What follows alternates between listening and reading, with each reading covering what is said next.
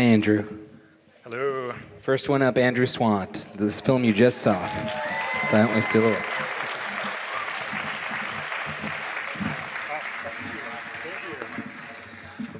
And that's Christina Ciano over there from A Place in the Garden. Hummingbirds.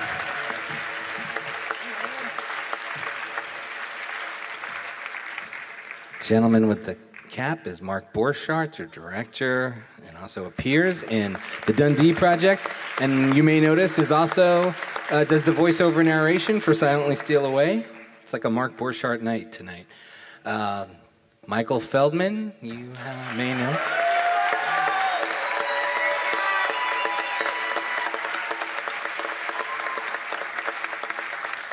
And Mark Kornblatt.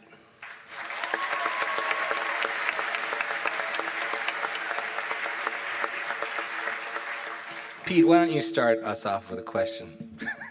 Oh, okay. Boy, I don't... it's so funny because every film I thought, how are they going to follow that? And they did. They were all remarkable films. I mean, great work, everybody.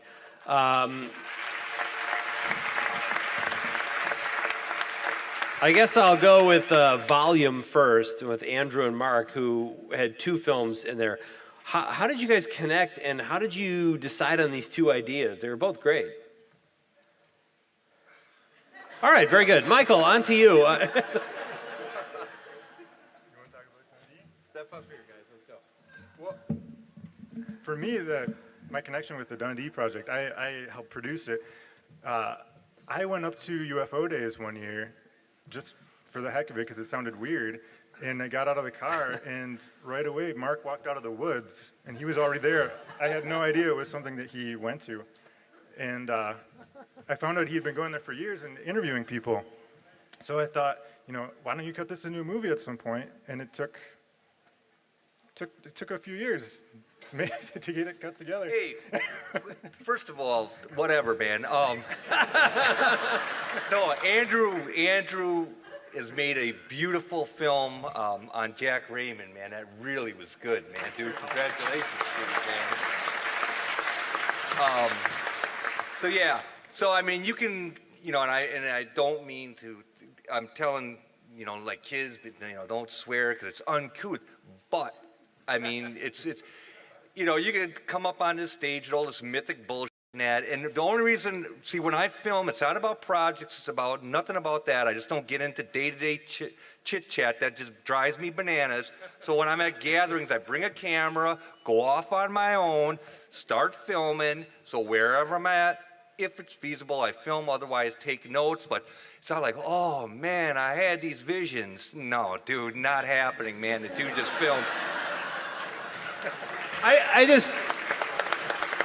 I have to say, Marc Borchardt, I saw him in an American movie. He's truly an indie icon.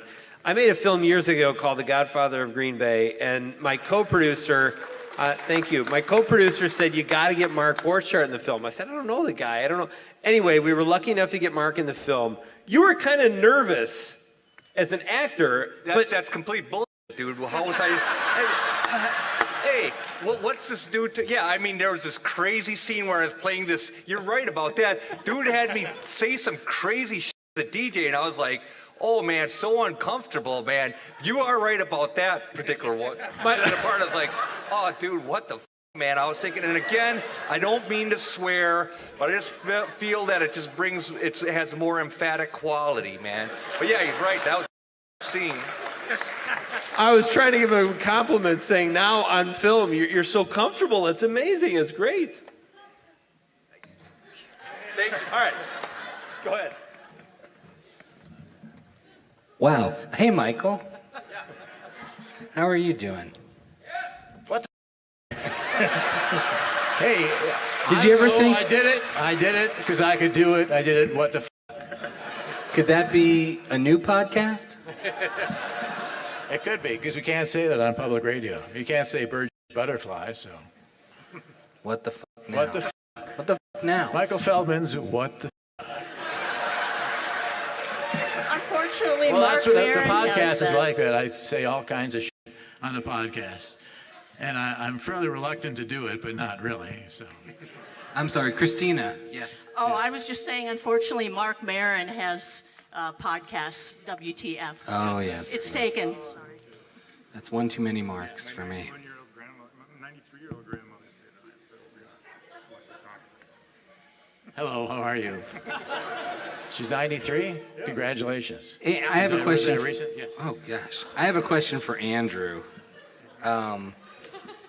People talk in the film about how hard it is to find out anything about Jack Raymond, Yeah. and I guess I'm assuming that it's because they're using the internet to try to discover these things.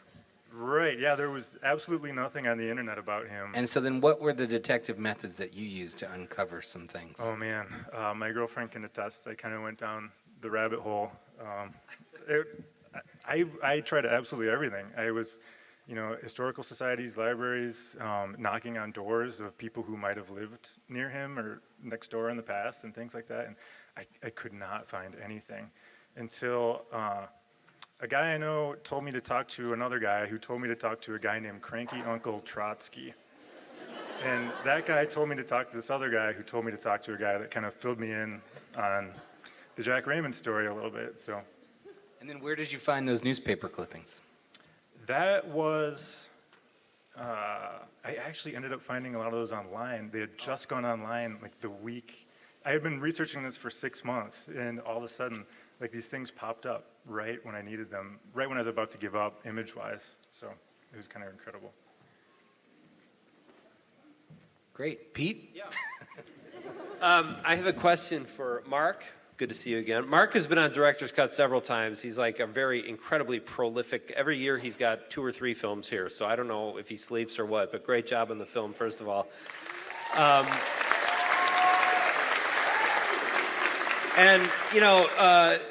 Michael, it seems like you're enjoying retirement. I mean, you kind of made these jokes and stuff, but you seem pretty at home, retired in your backyard, frolicking with your dog as you do on the radio. My dog has yet to respond to any cue that I've given her. But other side, I hate retirement. I don't have any retirement skills. I'm not enjoying it. Okay. I'm really morbid, but I'm not yet morbidly obese. So I'm just morbidly still fairly thin. So, no, I don't like it. I don't accept it. Okay. But I'm not unusual. But don't be mad at me. I had nothing No, to do with it. I know. I just don't know what, 30, don't ever do anything for 31 years, is my advice to you. I didn't really think it was that long, because I was doing it and I wasn't thinking about it. And then suddenly someone said, you've been doing this for 31 years. It's done, and so that's the thing. Don't do that. Do, something for 10 years. Have like a Cheers Do 3 run. things for 10 years. Don't do one thing for 30 years. Christina, I will say, how did you find this project? Like, hummingbirds are so cool and just like the shots you got are incredible. How did you find the project? How did you do that?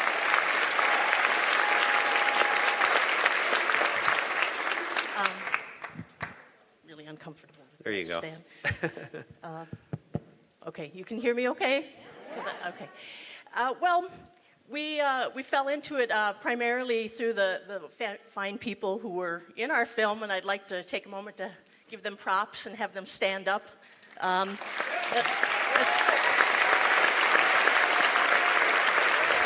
of the birds are here?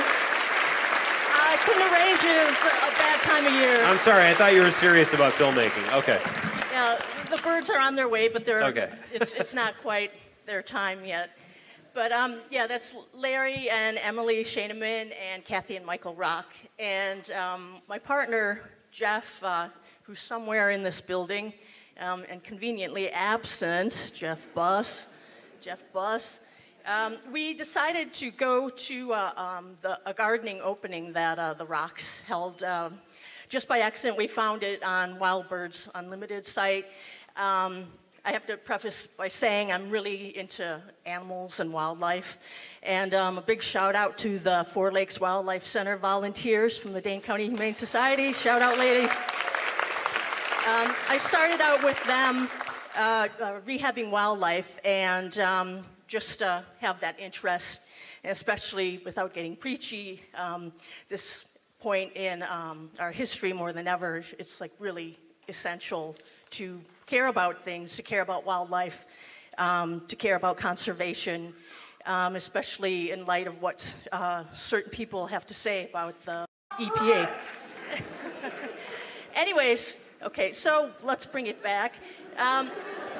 Is there anyone here who hasn't dropped an F-bomb tonight with children in the... I'm just... We went to the Rocks Hummingbird open house, and Jeff actually pulled out his iPhone and started photographing, and the Rocks were really gracious about it because we didn't talk to them, and we met them and the Schainemans and Mickey O'Connor, who couldn't be here tonight. She was the bander, and Jeff and I just saw a story, and we were fascinated with it and felt compelled to tell their story. And to get back on the preachy bandwagon, we just felt like it was important to pass along conservation and to care about wildlife and to sustain habitat. Seriously, I mean, I'm getting preachy, but in this era, we're losing so much habitat, and like Mickey said in the film, everyone just using ortho and Roundup, whatever you use in your yard, you're killing insects, and those insects feed hundreds of birds. And so it's really important, and, you know, yeah, we can say that all night, but I just really need to, if we haven't made that clear, it's just really important, and I think that's why, that was a big reason for me that we went ahead and completed this project. And so props to these guys props to the Schainemans and Mickey O'Connor and the Rocks for creating these habitats, because this is something, in the smallest way, each of us can do something to help wildlife, and they are great examples of what you can do just simply with a few flowers and with hummingbird feeders. And I have said my piece. Thank you. Thank you, Christina. So we're happy to take questions from the audience. You can either shout them out, or there is a microphone all the way over there, and I see somebody with their hand raised. I just want to ask one question of the audience before we pass it over to you. How many people in their lives had heard the Jack Raymond show on the radio? Oh, cool. How many people have heard Michael Feldman's show on the radio?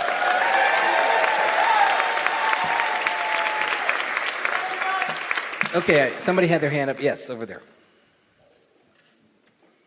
So in that Hummingbird movie, the sound of the wings, how'd you do that?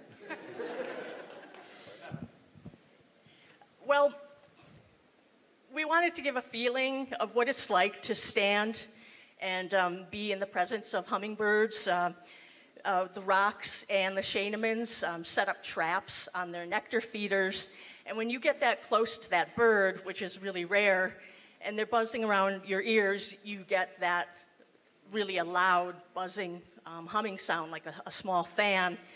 And so a lot of that we did record as presence track when we were at the various locations. Some of it is hummingbird special effect, but again, it's to heighten this feeling that you really do get when you're in their presence and you're so close. And so it's a real treat, and I guess we wanted to evoke that. Over there. You can just shout.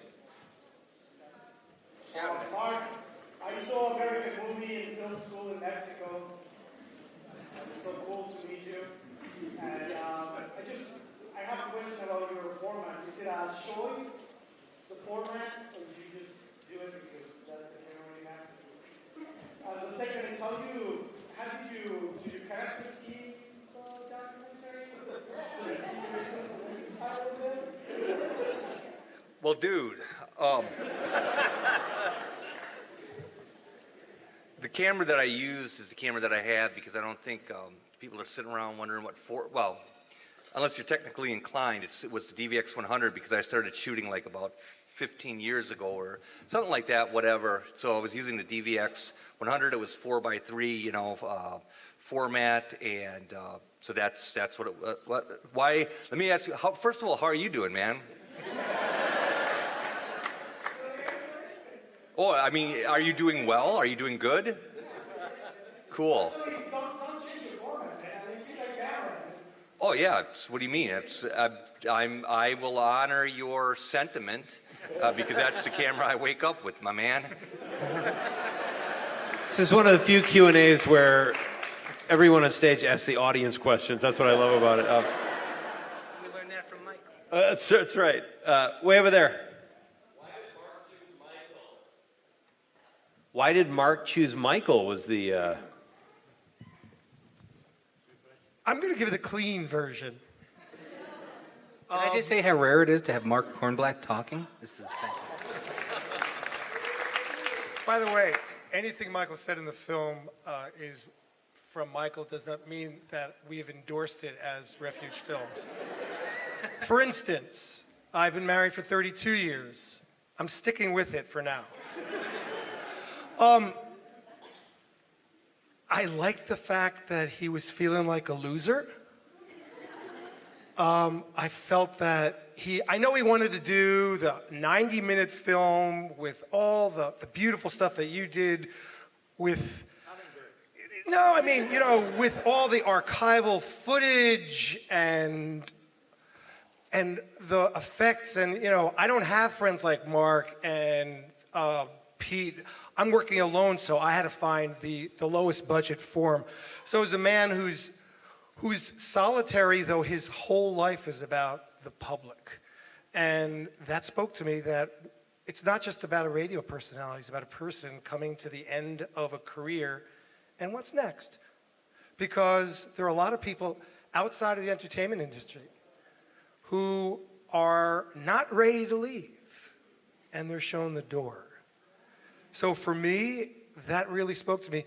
And again, it was going to be an intimate film, not an expansive one, because I wanted to keep it clean also. But it just spoke to me because he seemed at a vulnerable period. And the arc for me was, how is it going to play out these last 3 months? Because how people go out oftentimes tells you what they're like. You know, I was a Mets fan, and to see Willie Mays tripping in center field, that was unfortunate. And Michael didn't trip.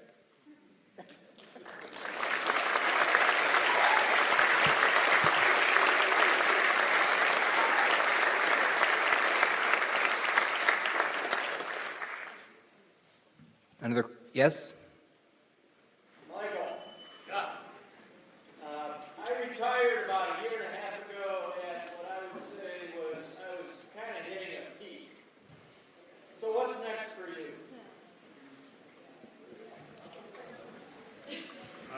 What has your retirement got to do with me, number one? Unless you want to play some golf or soccer, you know, I don't know, but what field were you in? I was in investing. It has nothing to do at all. Oh. I felt like you were reaching a peak yourself. Well, I reached a peak, but I remember when that was. It was, I reached several peaks. You know, the graph looks like this, kind of. I'm doing a podcast now, which I'm not really comfortable with because I don't believe in the technology. Because I'm basically doing the same radio show that I was doing with a live audience and with the same guys, John and Jeff and Stephanie, and we're doing it at the High Noon Saloon, live audience. But, you know, and we put it on YouTube, you know, so we get phone calls in, and they come after 20 minutes or so, someone will call in. It's not quite the same thing, because you're really not broadcasting, you're narrowcasting to a guy who's in a health club, or someone who's trying to go to sleep. You know, so you don't get, it's an odd, because usually you think, you know, people, you're out there, you're broadcasting to an audience, and then they can call in, be part of it, they can come to it, and it's more of a mass media thing, you know. So I'm not totally comfortable with it because you have to wait to see who downloads the show you just did. So I go on there on SoundCloud and I see we only got 2,000 downloads or something like that, and that's not good enough.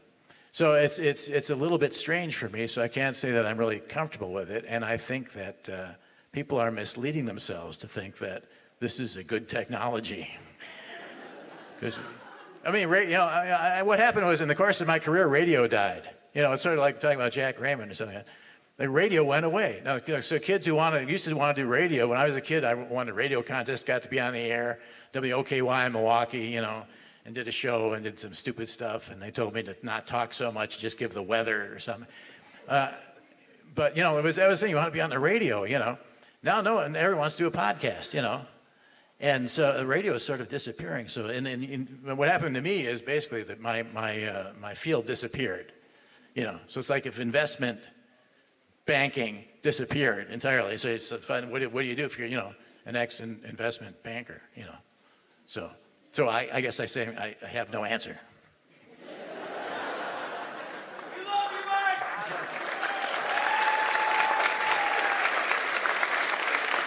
Now, if I was interviewing him, I would have asked the follow-up to that one for you. So, okay. So, immediately, how many more podcasts? I mean, can you give me like a number and then a threshold when you would go on to the next stage? You know what? The deal is, I am paying for all this. No kidding. I get, as of June, I'll be getting my Social Security. And it goes all into paying everyone's on the show, and I don't get paid. And that's podcasting. I've talked to other podcasters who say, I said, all right, fine, you're doing a lot of really good shows, interviews and stuff with people, you know, they're doing music or art or whatever. How do you get paid for it? I said, well, I'm doing it. No, I'm paying for it, you know. So what kind of media is that where you got to pay for it? You know, yes. What? Yes. Have you thought of doing the GoFundMe page? The what? GoFundMe page. GoFundMe page? Yes, I've thought of that many times. I got kick-started into this, man. I'm not going to go to a GoFundMe page now. No, I don't know. I really don't know. You know, you got to do like, you know, the thing I should really be doing is kill someone and planting them around the farm. If I want to get listeners, I got to do something that will draw attention. You know, then I'll get like 1 million downloads, and it'll be unfortunate, but what the heck, it was worth it.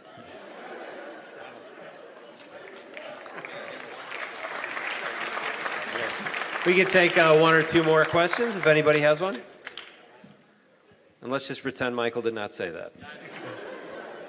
It's 34 degrees at 9:29.